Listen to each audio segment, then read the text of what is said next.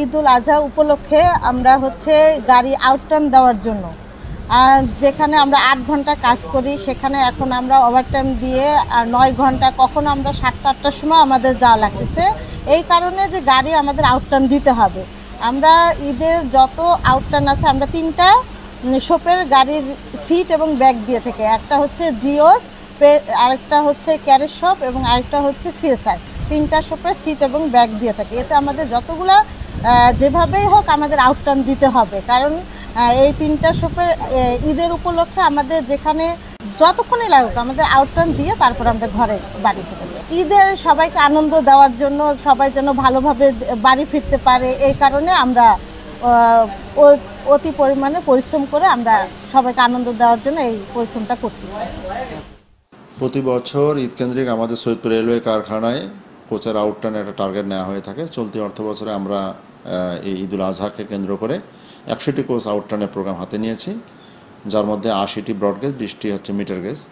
তো আমরা ইতিমধ্যেই আমরা 85টি লোকোমোটিভ 85টি কোচের আউটটার্ন সম্পাদন করেছি, আর 15টি কোচ রয়েছে।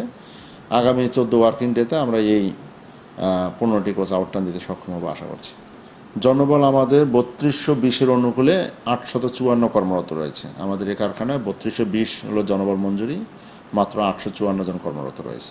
আমরা জনবলে ঘাটতি থাকা সত্ত্বেও কোচ আউটটার্ন দিতে সক্ষম হচ্ছে, কারণ আমরা প্রায় 210 জন আমরা এখানে অস্থায়ী শ্রমিক নিয়েছি, যাদের দিয়ে আমাদের কাজ মোটামুটি চালিয়ে নেওয়া সম্ভব হচ্ছে। এবং জনবল চাহিদা মোতাবেক বা মঞ্জুরি মোতাবেক পেলে আমরা নিশ্চয়ই ডিভিশনকে আরও বেশি সাপোর্ট দিতে পারবে। এবং আপনারা এখন যে কোচের বিভিন্ন সমস্যা পান পথিমধ্যে বা রাস্তায়, এটা জনবল স্বল্পতার একটা ফসল বলা যায়।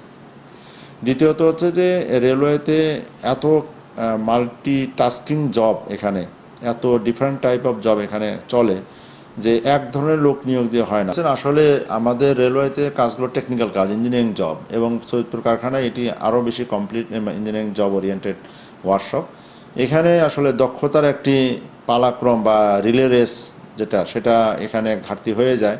দক্ষ শ্রমিকরা অবসরে চলে গিয়ে ওই মেশিনটার পরবর্তী কার্যক্রম না থাকার কারণে মেশিন বসে যাওয়া, মেশিনে নানা ধরনের ত্রুটি বিচ্ছুতি দেখা, মেশিনে বিভিন্ন যোগান আছে, সাপোর্টিং সিস্টেম অ্যারেঞ্জমেন্ট আছে, সেই অ্যারেঞ্জমেন্টগুলো মানে মানে মানে জায়গা মতো না পাওয়া বা অনেক ক্ষেত্রে সেটা খুঁজে না পাওয়া, এই জাতীয় সমস্যা অনেক হচ্ছে। এটা ধকলা অনেক বেশি আসতেছে, আমরা এটা ডে টু ডে ফেস করছি।